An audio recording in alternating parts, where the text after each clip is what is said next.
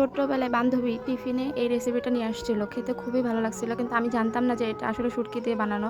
তো জিজ্ঞাসা করার পরে বলেছিল যে এটা শুটকি দিয়ে বানানো। ও বলেনি কারণ আমি শুটকি খাই না তার জন্য। তো রেসিপিটা আন্টির কাছে থেকে শিখে এসেছিলাম। তো আজকে আমি আমার মতো করে বানাচ্ছি, দেখি কতটুকু পারি। পেঁয়াজটাকে হালকা করে ভেজে আদা, রসুন, জিরা, পেঁয়াজ বাটা দিয়ে ২ চামচের মতো গুঁড়া মরিচ দিয়েছি। এই রেসিপিটাতে কিন্তু মরিচের পরিমাণটা একটু বেশি যাবে। ঝাল, ঝাল না হলে খেতে ভালো লাগে না।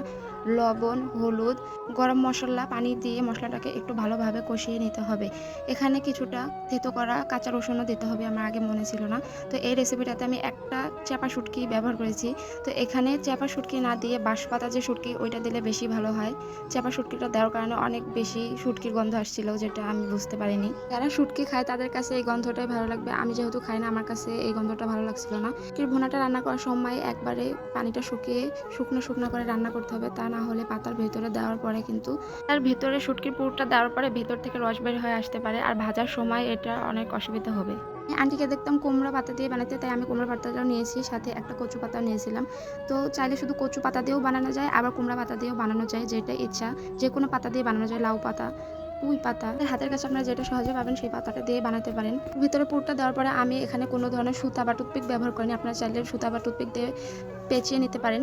আমি যখন এভাবে চেপে চেপে তেলের উপর দিচ্ছিলাম তখন এমনিতেই পাতাটা বসে গিয়েছিল, যার কারণে আমি মনে করি না সুতা বা টুথপিক দেওয়ার কোনো প্রয়োজন আছে। তেলের উপর দেওয়ার পরে আমি 10 থেকে 15 মিনিটের মতো ঢাকনা দিয়ে লো হিটে খুব ভালোভাবে ভেজে নিয়েছিলাম। অবশ্যই লো হিটে ভাজতে হবে, তা না হলে তলে থেকে পাতাটা পুড়ে যাবে, ভেতরে যে পাতাগুলো আছে সেই পাতাগুলো সেদ্ধ হবে না, কাঁচাই থেকে যাবে। আর এই রেসিপিটা আমি আজকে প্রথম বানাইনি, এর আগেও অনেকবার বানিয়েছিলাম, কিন্তু আমি খুব পরিমাণে কম খাই। আর যারা শুটকি খায় আর কি, তাদেরকে আমি এই রেসিপিটা মাঝে মধ্যে বানিয়ে দিই।